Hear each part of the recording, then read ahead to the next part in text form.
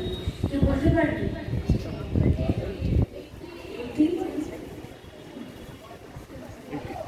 দেখো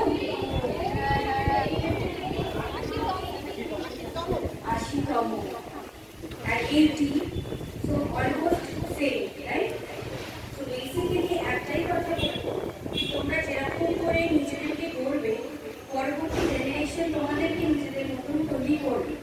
তো নিজেরা আগে ভালো মতন শিখবো, বাবা মাদের আরো বেশি করে নিজেদের প্রতি গর্ব করা, আর ওরা তোমাদের উপরে চেয়ে আছে, তাই তো?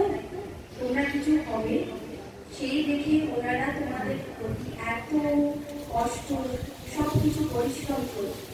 সেইটা যেরকম এনাদেরকে শ্রদ্ধা করছো মা বাবা এবং পুরো সবাইকে সেরকম স্নেহ স্বাধীনতার দিবসের এটাই তোমরা একটা লেজ নাও যে তোমরা এগিয়ে যাবে।